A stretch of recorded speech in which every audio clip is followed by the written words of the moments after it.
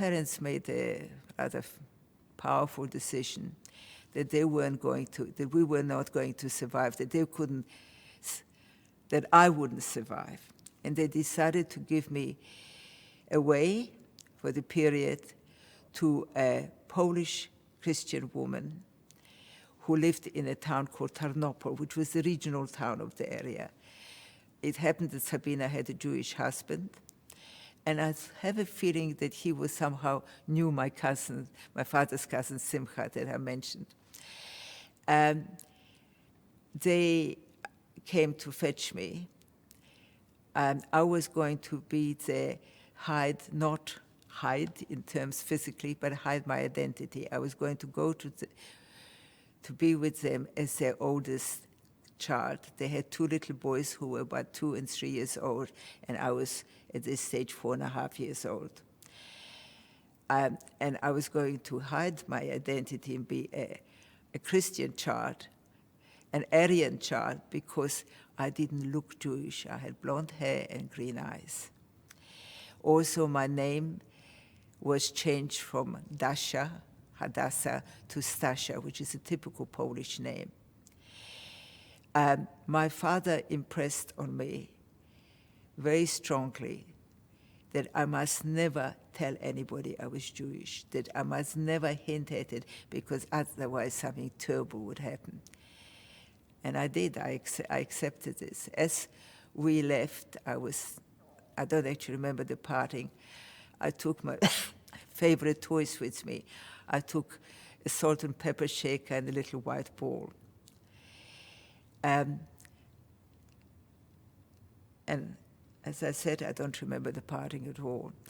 But my father, I've worked out now the dates, soon after this, wrote a letter to his family in Zbaraz, in the States, in Pittsburgh, United States, which I will refer to later.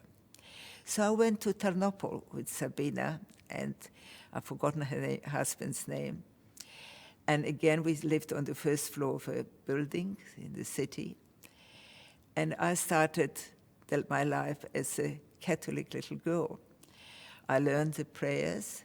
Now, Poland is a very Catholic country. In every room, there is a painting or a little statue of Jesus Christ or Virgin Mary, and I would kneel and cross myself and say my prayers in a very interesting way. But I also knew I was Jewish, because if I looked out of the window and saw a group of ghost-like people being driven along, I knew they were Jewish, and I was Jewish, and I mustn't tell.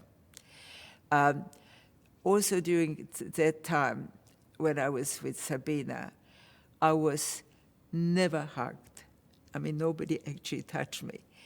I was there for nearly 1.5 years. I was never hugged. I was never touched, didn't hear a loving word. And I suffered quite severe malnutrition, because it was a time, there was poverty, obviously, and the Poles eat a lot of that fat part of the pork, of the pig, little specks, it's called speck, little squares of fat, sort of piled up. And I was hungry, but I knew Jews don't eat pork, and I didn't eat it.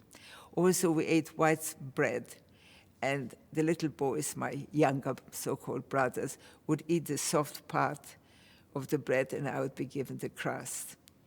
There was a time, may have happened more than once, then when Sabina was out, her husband made me garlic bread, black bread rubbed with garlic. Didn't happen very much.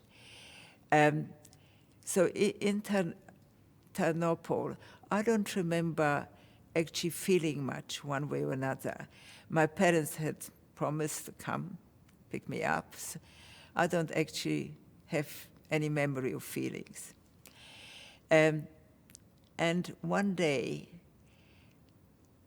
a man came from Zbaraz to tell us news. And the news were that my father, Shulam, and my mother, Hannah, had been killed. They didn't know, he didn't know where or how, he just was to come and tell us. And I do remember the moment when it happened, when he told us, because the first thing I did was to run to find my little white ball that I had brought from home. And I couldn't find it, and thought that was the only thing that I had. And I had the feeling that I was all alone in the world, in a way I still have, and that who would take care of me? What would happen?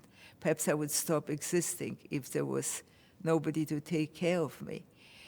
And also a certain feeling of abandonment, which not rational feeling, but that my parents had promised to come and fetch me, and now they weren't coming.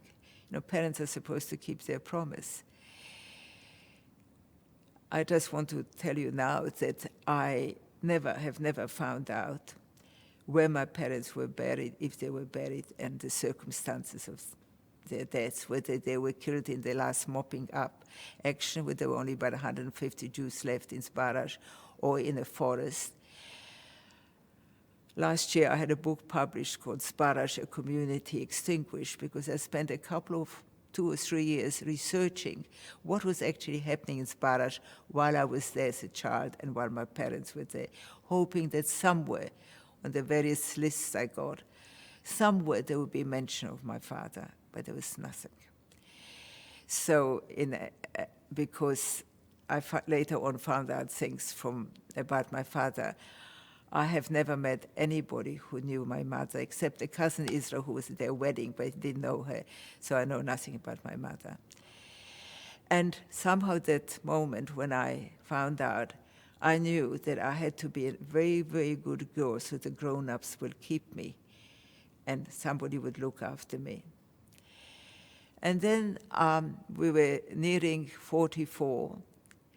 I think this event happened in 43.